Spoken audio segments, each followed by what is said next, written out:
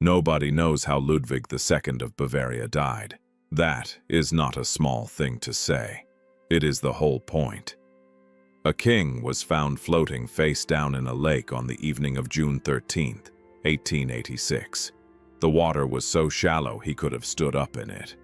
His personal doctor was found dead nearby on the bank, and after more than 130 years of investigation, arguments, and theories, nobody can say for certain what actually happened that night. He went into the water.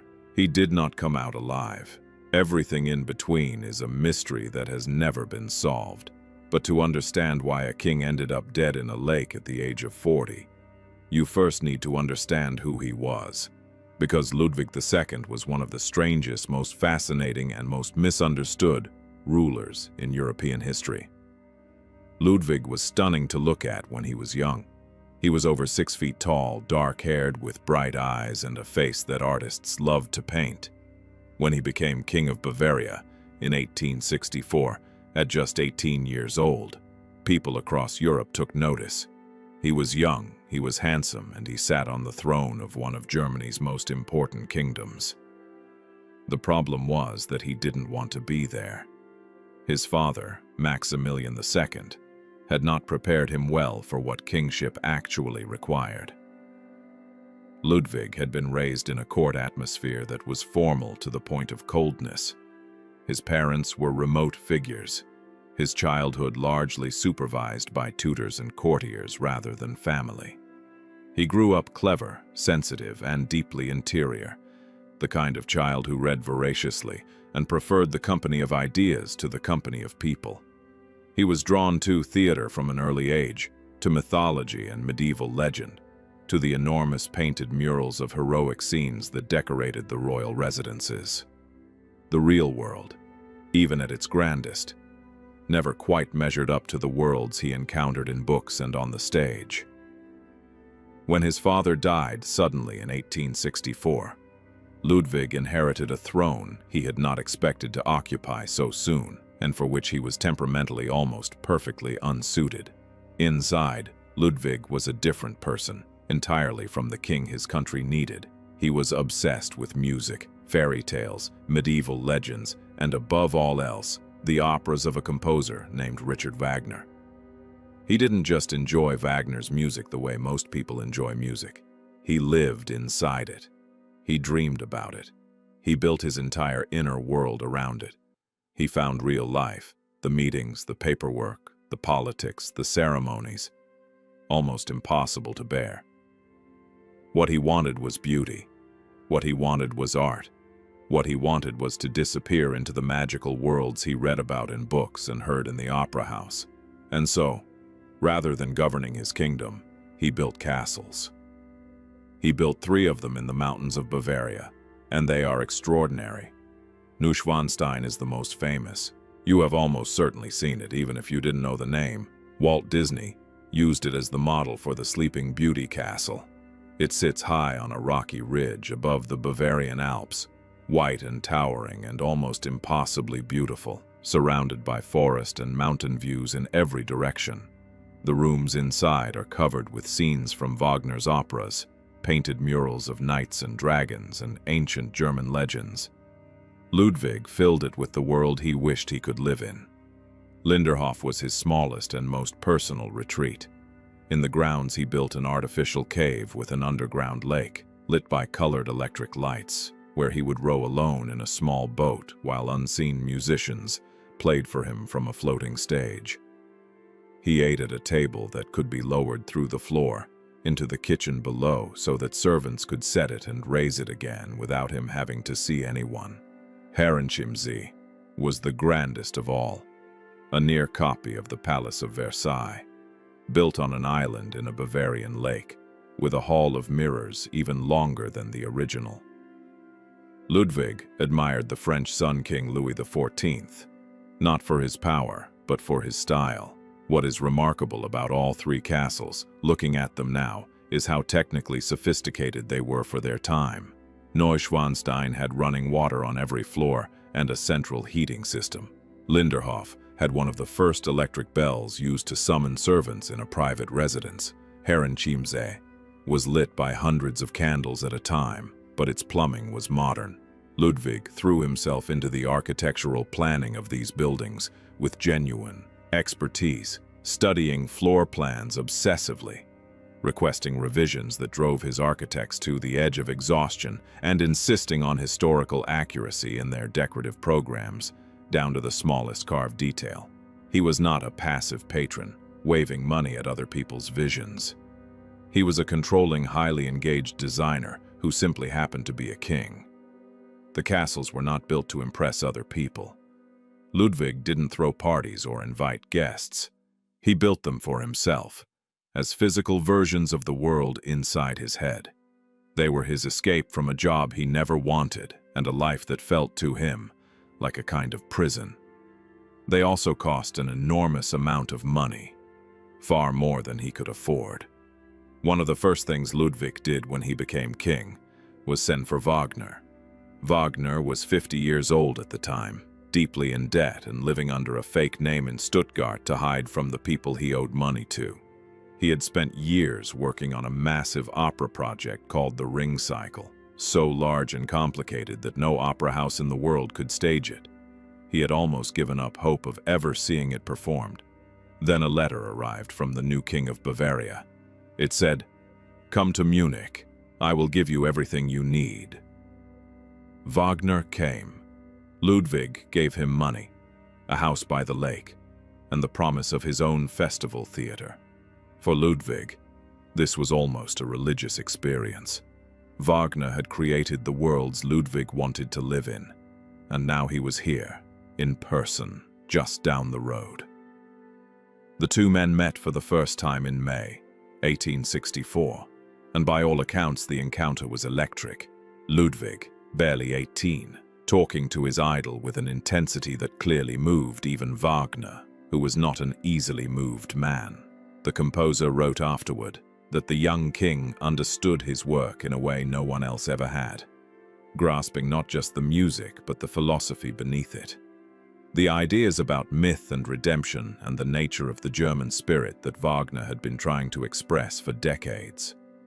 But Wagner was not just an artist. He was loud, opinionated, and expensive, and he started getting involved in Bavarian politics through his access to the king.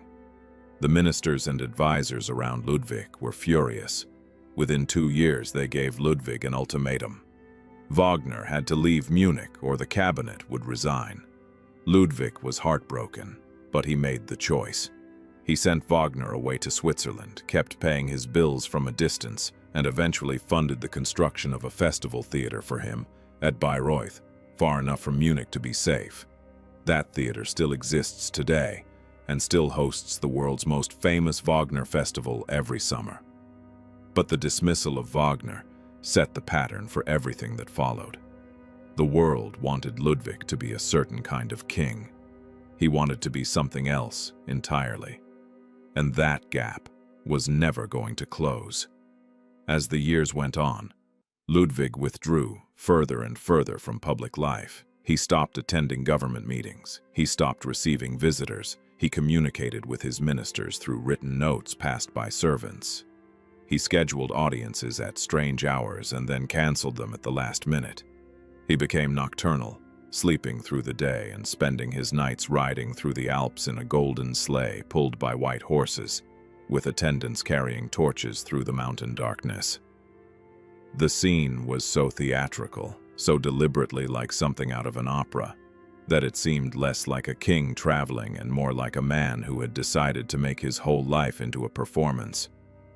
The nights he spent alone in the mountains were not entirely solitary, or at least not entirely silent. He would sometimes have his coachman stop at remote farmhouses and ask the startled occupants if he could come in and look around.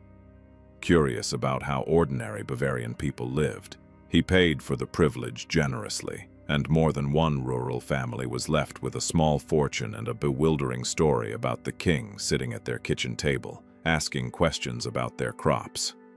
He was not indifferent to his subjects. He simply found the formality of court life unbearable. The rituals designed to maintain a careful distance between royalty and everyone else. In the mountains, with no ceremony attached, he could be something closer to a real person. He also never married. There had been an engagement to his cousin Sophie in the 1860s, but it was postponed again and again until it fell apart entirely. He formed intense friendships with men, grooms, actors, members of his household, that went beyond normal attachment, and while the exact nature of those relationships cannot be proven from the historical record, they were known about at court and became, in time, one more weapon in the hands of people who wanted him gone. Bavaria in the 1880s was a deeply conservative Catholic society. The whisper network around Ludwig's private life was vicious, and those doing the whispering knew exactly what they were doing with that information. Meanwhile, the debts kept growing. The castles were costing more than anyone could manage. Ludwig sent agents to foreign countries trying to raise money, approaching the French government and the Ottoman Empire, various banks and foreign powers, and none of it worked. He was running out of options, and his government was running out of patience. By 1885, the situation had reached a breaking point. The ministers who wanted to remove Ludwig knew they had a problem. You cannot simply take a king off his throne without a reason. There has to be a process. There has to be a justification. The justification they chose was that Ludwig was insane. In June 1886, they assembled a commission of psychiatrists, led by a respected doctor named Bernhard von Guden. The commission was asked to evaluate the king and determine whether he was mentally capable of ruling. Here is the remarkable thing. Not one of them examined him. Not a single doctor spoke to Ludwig. They did not interview him, assess him, or observe him in person. Instead, they gathered written testimonies from servants and court attendants and second-hand accounts of his behavior. And on the basis of this paperwork alone, they produced a formal report declaring that Ludwig was suffering from an incurable mental illness called paranoia, that he was permanently incapable of governing, and that he should be placed under care immediately.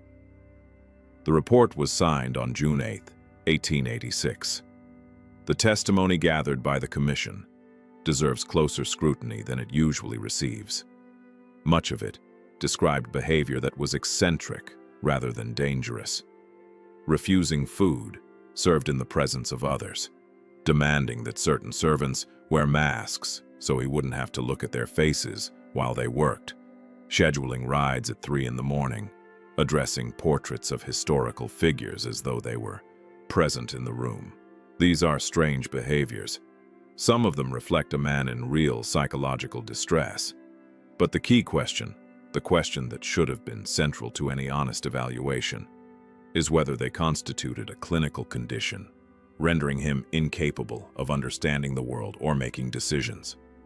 The testimonies read carefully suggest a man who was isolated, increasingly anxious, and unable to meet the social requirements of his position. They do not clearly describe a man who had lost his grip on reality. The next evening, a commission arrived at Neuschwanstein Castle to take him into custody. Ludwig, warned by loyal servants, had the commission arrested. He stood on the battlements of his unfinished castle and looked out over the mountains. For a brief moment, it seemed possible that something might change, that the sheer strangeness of the situation, a government commission arrested by the king they came to depose, might create enough delay for help to arrive. His supporters spread the word through the alpine villages where he was genuinely beloved, and there were farmers and villagers who would have come to his defense if they had been given time. They were not given time. A second, larger commission arrived on June 11th. This time there was no resistance. Ludwig was told that his uncle Prince Luitpold had been appointed regent, that he was no longer in effective charge of his kingdom, and that he would be taken to Berg Castle on Lake Starnberg for his own care and protection. He asked whether he would be treated like a madman. They told him he would receive every consideration. He arrived at Berg Castle on the afternoon of June 12, 1886. He had been king for 22 years. He was now, in everything but name, a prisoner. He would be dead in less than 24 hours. Sunday, June 13th was grey and rainy. Ludwig spent the day under constant watch. He found it unbearable, the attendants hovering, the reports being written, the total loss of privacy. At around 6 in the evening, he asked Dr. von Gudden if they could take a walk together along the lakeshore. Gudden agreed. He sent away the attendants who would normally have come with them, saying that as the supervising physician, he was sufficient company. The two men walked out toward the lake. By 8 o'clock, they had not come back. By 9, the search began. By 10, in the dark, 2 bodies were found in the shallow water of Lake Starnberg, about 100 meters from the shore. The water was approximately waist-deep, perhaps 1.5 meters at most. Ludwig was found face down. Gudden was found near the bank with visible injuries to his face and neck. Both men were dead. The official explanation, delivered quickly in the hours and days that followed, was simple. Ludwig had tried to escape by swimming across the lake. Gudden had tried to stop him. They had struggled, and both men had drowned. It was a tidy story. It asked no difficult questions and pointed no fingers at anyone. And it was accepted, officially, almost immediately. But there were serious problems with it from the start. Ludwig could swim. He was well known for it. Multiple people who had known him for years confirmed this. He was a tall, strong man, and the idea that he drowned in waist-deep water he could have stood up in, is very difficult to explain.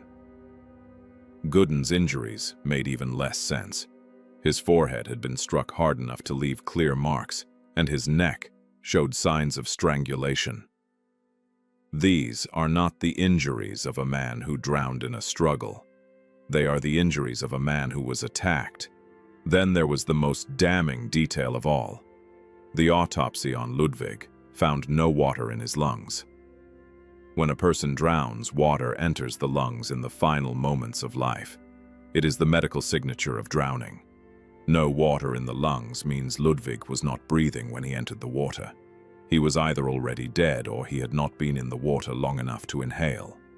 If Ludwig did not drown, then what killed him? The most serious theory, supported by forensic analysis conducted in the 20th century, is that he was shot, that he was killed by a bullet before his body was placed in the lake to make it look like drowning. Researchers examining the original autopsy notes pointed to a detail that was quietly omitted from the official summary. The descriptions of the body were consistent with a gunshot wound to the back. A coat belonging to Ludwig, recovered from the lake, was later found to have holes in it that could not be explained by drowning or ordinary struggle. These details were not pursued at the time. The investigation was closed within days. That would mean he was not just deposed, he was killed. And the killing was then covered up with an official story that everyone in a position of authority accepted and closed off as quickly as possible. No serious public inquiry was ever held. Questions were not encouraged. Some of the official records were classified by the Bavarian government and kept from researchers for decades. Governments do not seal documents about accidents. They seal documents about things they do not want examined too closely. There is another mystery layered underneath the political one, and it may be just as important. Was Ludwig II actually mad, or was insanity simply a convenient tool to remove a king his government no longer wanted to deal with? The psychiatric report used to depose him described a man who avoided public appearances, spent lavishly on personal projects, preferred a small circle of company to the responsibilities of court, and was unable to perform the duties of a modern constitutional monarch. Those things were all true, but they describe an unusual, difficult, and impractical king, not necessarily a madman. Ludwig was never violent. He did not lose touch with reality in the way that serious mental illness typically causes. He designed his castles with genuine architectural knowledge. He corresponded intelligently with artists, composers, and philosophers throughout his life. The people who worked closely with him Servants, builders, musicians often described him with warmth and admiration. He was eccentric, demanding, and sometimes unpredictable. But eccentric is not the same as insane. The 4 doctors who signed his psychiatric report had never met him, not once. They made their diagnosis from paperwork provided by the same ministers who wanted him removed, by any modern medical standard, and by many standards that existed in 1886. That is not a diagnosis. That is a verdict reached in advance, with the paperwork assembled afterward to support it. And the man declared too mad to rule, had created Neuschwanstein, had funded Bayreuth, and had shaped the development of opera and architecture in ways that lasted long after his death. Over 1 million people visit his so-called madness every year. Ludwig II of Bavaria was buried in Munich on June 19, 1886. 6 days after his death, thousands came. Mountain farmers walked down from the alpine villages where he was loved. Artists and musicians came from across Germany. The streets of Munich, the city he had spent his reign avoiding, were filled with mourners. He left behind 3 castles, each one a monument to the world he had preferred to the one he was given. He left behind Bayreuth, the festival theater that still performs Wagner every summer and draws audiences from around the world. He left behind a mystery that has never been solved. A body in shallow water with no water in its lungs, a doctor with wounds that don't match the official story, sealed documents, a rushed verdict, and 130 years of unanswered questions. Was he mad? The evidence says probably not, or at least not in any meaningful clinical sense. Did he drown? The evidence says probably not. Was he murdered? The evidence says possibly by agents of a government that had declared him insane without examining him and needed the story to end before it could be challenged. The lake at Starnberg is quiet now. People walk along its banks on summer evenings and look out at the water. There is a small cross erected near the spot where the bodies were found, a simple marker for a complicated death. The castles Ludwig built with borrowed money, the castles his ministers pointed to as proof of his madness, have become among the most visited places in Germany. Neuschwanstein alone draws over 1 million visitors a year. You can see it from miles away on a clear day, white towers rising above the dark pine forest, looking exactly like what it was meant to be. A fairy tale made real. The king who built it was found face down in 1.5 meters of water. He was 40 years old. He had been king for 22 years. He had been deposed by doctors who never spoke to him and was dead within 24 hours of his deposition. We still don't know who killed him, or how, or whether the order came from within his own government or somewhere else entirely. We just know that the timing was very convenient for some people, and that the water was too shallow to drown in, and that the mystery is still open. More than 130 years later, on a gray June evening in Bavaria, in the cold water of a lake where a king went in and didn't come back out alive.